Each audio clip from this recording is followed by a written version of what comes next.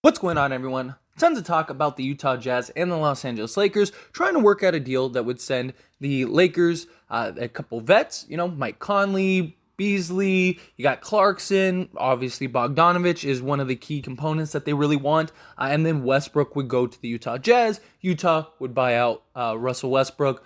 All would be right in the world for them. They get to sail off into the sunset with their new rebuild structure. The Lakers get the veteran pieces, and it really is a mutually beneficial deal. Problem is right now is that the Lakers, they don't want to give up draft picks, nor do they want to take on salary. And there's always got to be some push and pull.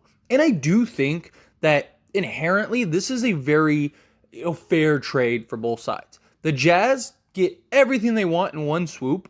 They get to clear the spots. They get to clear cap. You got to remember, they're still at the cap hold. They're still hard capped. So all of those things, they can't, in any other trades, they can't take on salary. They can't take on long-term deals because, one, they're a rebuilding team, so it makes no sense. And two, they got to stay within a certain parameter because of just the deals that they've worked out, which were huge for Utah, and it was great for Utah. But Utah can't just eat this cake and then go, oh, I want another slice for free, and expect people to just give it to him. Because that's what Danny Ainge is doing, and he's getting a heavy dose of reality right now, based on reports from the Jazz. Like, this is Utah insiders, that Utah doesn't have anybody right now that is willing to take these guys at their asking price. Now, teams know that Utah has to get rid of these guys, so they'll take them for free. Or, there's teams out there that would take a Mike Conley if Utah gives them a first, stuff like that. But teams aren't giving up first to just take these guys for, a thank you from Danny Ainge. Like, that's just not going to happen. So right now, the Lakers are the only option. And could something else change? Could something else develop? Absolutely. Could a deal still not get done? Absolutely. But inherently, this deal is a really good deal for both sides without picks. But obviously, the Jazz really want picks. Now, unless you can get a Beasley or Vanderbilt, I don't think a deal is worth a first-round pick, even for Bogdanovic. But here's the thing. You're not just taking Bogdanovic, because you can't do Bog for Westbrook swap. You got to take something else. And the Lakers don't want to end up destroying their cap space, and they don't want to end up giving up their first. So what if the Lakers and the Jazz just did a Westbrook for Mike Conley and Bogdanovic? Like, what if they just did that straight swap? Because right now, we don't know what the player side is. There are rumors that the player side is Mike Conley, Bogdanovic, and Beasley. And based on Jazz sources, the player side has been figured out. Like, they know, like, both sides know what players are going to be exchanged in this deal. They're just trying to figure out all the little ins and outs. Like, the Lakers still want Vanderbilt, and Utah wants to keep Vanderbilt. And then the draft compensation. Lakers are supposedly interested in doing pick swap, but they don't want to give up picks. And so they're trying to work it out. Which it would make sense that if, say the Jazz, they don't want to do Vanderbilt. Okay, fine, we won't do Vanderbilt, but we want, Beasley. Well, we don't want to do Beasley. And if you do Beasley, we want you to give us a first. Well, we don't want to give you a first because, we're taking on Conley's salary for you. So, and we're taking Bogdanovic, stuff like that. We'll give you a second or we'll give you a pick swap, something like that, where I think it's very likely that you could get a compromise. And this is where I want to hear from you. I want to know your thoughts and opinions is, like, if, let's say the Lakers could just get Bogdanovic and Conley. No Beasley, no Vanderbilt, no nothing. Just Mike Conley and Bogdanovic. Because this would perfectly help the Jazz, because the Jazz get to unload their two players, they get one back, and then they're going to buy that player out, and so now they've met the requirements by the league. So what if the Lakers just took Mike Conley, just took Bogdanovic, that was it, but they didn't give up any of the firsts? Like, let's say maybe it's like 2 second-round picks, or maybe like a 2028 pick swap or something like that, which even I think that's a little high if you're just taking back these two guys. Just because if you're taking back these two guys, like, you're helping the Jazz move off of Mike Conley's contract. And that has value in and of itself. And I know it's not like a 5-year deal or anything like that, but it's still 2 years that the Lakers are paying $22+ million for that contract. And Mike Conley, he's solid, but he's not Russell Westbrook. Like there's teams that most teams would probably take like fresh start, remove all the players on their roster. Like they're rebuilding and you have a choice to start with Mike Conley or Russell Westbrook. Every team in the league is taking Russell Westbrook. Like if those are your only two options to start. It's just he's not anywhere close, older, stuff like that, age. But I do really like Mike Conley on this Laker team because I think he's a guy that can play on the ball. He can play off the ball. He doesn't really make mistakes. He's a 40% three-point shooter, so he can knock it down. He can take over, the ball duties when LeBron's sitting out, or even if LeBron wants to play off the ball in sets and time. So I am all for Mike Conley. He's still, a savvy vet, plays solid defense. I think he would be a great addition to any team, but his contract, that's the problem. Like he's got a real contract. He's making $22-23 million a year. And yes, next year only like $14.5 million is guaranteed, but still, it's still a lot for Mike Conley. Mike Conley might be a $9 to $10 million player now to some teams. It might not even be that much. And the Bogdanovic is nice, but he's making almost $20 million. And he's expiring though, so that's nice.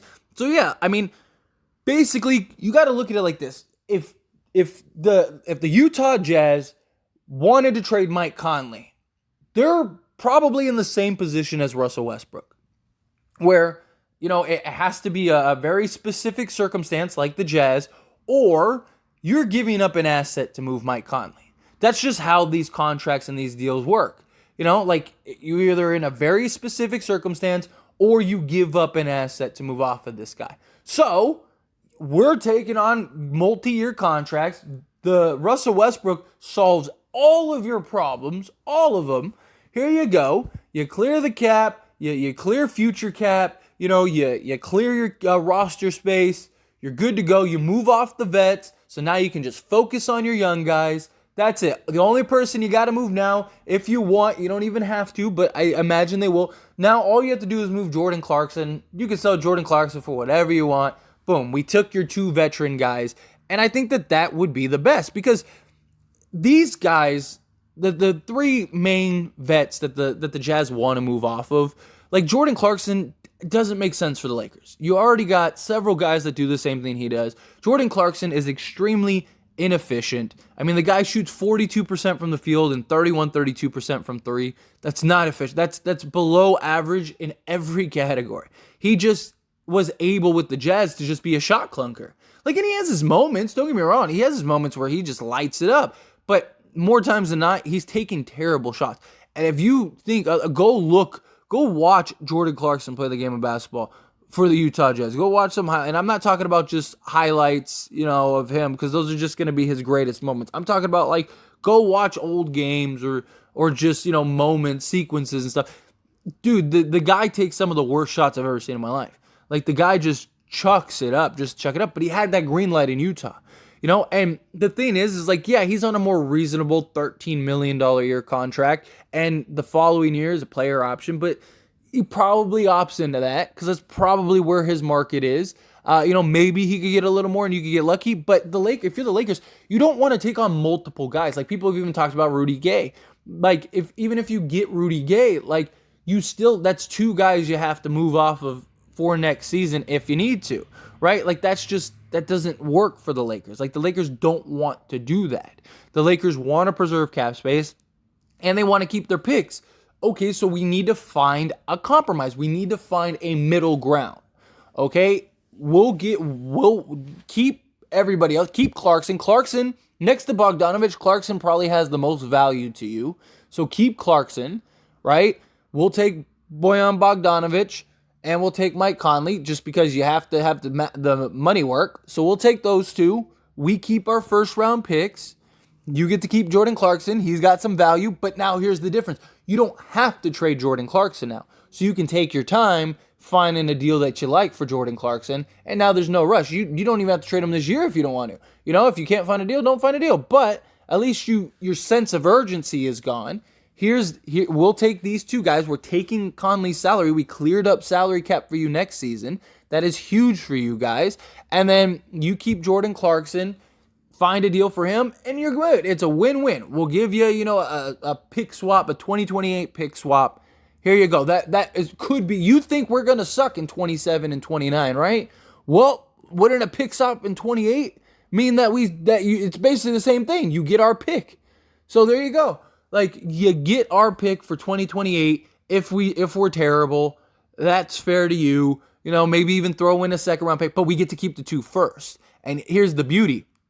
One, now you have, which makes it so much easier. Let's say Bradley Beal wants out at the trade deadline. Well, now the Lakers have a Mike Conley salary, a Bojan Bogdanovic salary, a Kendrick Nunn salary, like these normal salaries that they could use along with their draft picks to go get that guy. Or say next offseason, right? Like, let's say next offseason, they, a star comes out, he wants out. Let's say, let's stick with the Bradley Beal analogy. Not saying it's going to happen, but let's say, Bradley Beal wants out, right? So now you could do that trade. Or let's say the Nets implode and Kyrie, the Nets are like, all right, we're going to trade Kyrie. Well, guess what? Now you have Mike Conley. Hey, you guys need a new point guard. Here, what about Mike Conley? And we'll give you Mike Conley and Kendrick Nunn, and we'll take Kyrie Irving. You know what I mean? Like something like that. Now, boom! Now you did that. Now, because you got to remember the Nets too. Like, if that were to happen, the Nets can't replace Kyrie Irving if he walks, so they would have to trade for something. Why not get a Mike Conley who could keep the point guard duties for you, and maybe give in a Kendrick Nunn as like a big next step type thing. There you go. And now the Lakers get their guy. Not saying it's going to happen. I'm not saying that will be the case, but I'm saying my point is that the Lakers would now get more reasonable salaries that they could then use to go and trade for other pieces, maybe come trade deadline or in the off season, or if they just need to move off their salary, they have the draft picks too. So if they need to move off of Mike Conley's salary, you got you got your 2 first to do so. You give up. I mean, look, the Spurs were willing to take 1 first in Russell Westbrook just to get that first. You don't think they'd take 1 first in Mike Conley? Of course they would. That's a lot easier to buy out or, unload, especially if not this year, next year. Next year, Mike Conley's salary is only $14.5 million, something like that, guaranteed. So absolutely they would take that. That'd be much better. So I don't see it being a problem because, look, I think these 3 vets are solid vets. I think they would be solid rotation guys on any team in the league, but they're not worth the value. Vanderbilt, Beasley, absolutely. And that's why when the reports came out that the Jazz wanted first round picks for all these guys and that there were all these suitors and stuff, that's why in live streams and on video, I was like, there is no way, I don't believe that for 1 second. There is absolutely no chance that is happening just because it doesn't make sense for any other team. One, they know you have to move off of these guys. No team is just going to help you. No team is going to go, oh, we know Utah's desperate, but let's give them exactly what they want. Secondly, which one of these guys is worth the first? Conley definitely ain't giving a first, especially with this contract. Clarkson, maybe some team, but he's super inefficient. Like, how many teams are going to want an inefficient shot chunker? I mean, look at guys like Dennis Schroeder. It was the same thing. At least he plays defense, and he can't even get a job. It's just just because you had a good season doesn't mean that that's who you are, that you're this superstar 6th man. He's not a Manu Ginobili. That's not who he is. He's the shot chucker. So outside of Beasley and Vanderbilt, I just don't see the Jazz getting anything close to what they want. I could maybe see a team give a heavily protected first or something like that for Bogdanovic. But again, he's an expiring contract, so you run the risk of him just leaving. And secondly, not only could he just leave, but he's 33 years old and doesn't really offer anything outside of shooting. So most teams, the only team that's going to want Bojan Bogdanovic is going to be a contending team or at least, a playoff team. And chances are they're probably not going to need him to start. So are you really giving up a first round pick for a guy to start or to come off the bench and not start and just be a shooter? I don't think so. I mean, look, there are a lot of really bad ran teams in this league, so it's always possible. But I just think Danny's riding this high right now that he needs to come off of. And I think that is very fair. There's just you don't get any firsts. And we just do a Conley Bogdanovic for Russell Westbrook. Do that swap. Now, the problem for Utah is, that they basically have to eat like $3 million or something like that. But again, there's got to be some compromise, because you have Mike Conley, who's, 22 and a half or whatever. And then Bogdanovic is 19.6, something like that. So it's like $42 million roughly. So they'd have to eat like $5 million in this deal. And that's why people think like, oh, you add Rudy Gay. But if I'm the Lakers, I don't want Rudy Gay. Like, I don't, because that's another salary I have to move off of. Like, look, you don't want to give us any of the young guys, right? Okay, then you're going to have to eat $5 million. It's not going to affect you either way. You solve all your problems. Life is good. You win, we win. We're not giving you a first. We'll give you a pick swap. We're helping you out. There you go. Win-win for everybody. Like, I think that that'd be the best trade. But let me know what you think. Are you one of those people that's like, look, just get Westbrook off the team? Do whatever you got to do. But do you think that would be fair? Mike Conley, Bojan Bogdanovic, Russell Westbrook, maybe do a pick swap. Boom, done deal. Essentially just an even swap because both sides are mutually benefiting here. They are. Both sides are completely benefiting. Like that. Here you go. We're all winning together. Or if you take on Rudy Gay, then you get nothing. We'll take Rudy Gay, but you get no picks. It's just Gay, Russ, and Bogdanovic, and we keep everything because now we need to move off of Rudy Gay. Now we need to move off of him. So I think just a Mike Conley, Bojan Bogdanovic for Russell Westbrook swap, I think would be a mutually beneficial thing for everybody. I think everybody wins there. But again, love to hear your thoughts and opinions. Let me know down in the comment section. That being said, hit that like button. Helps me out a lot. Lets me know you enjoy these types of videos, and I truly appreciate it. If you're not subscribed to the channel, hit that subscribe button, followed by the bell notification. Stay up to date with all things sports. Join this wonderful community and all of our discussions. I'll see you all in the next one. Thank you.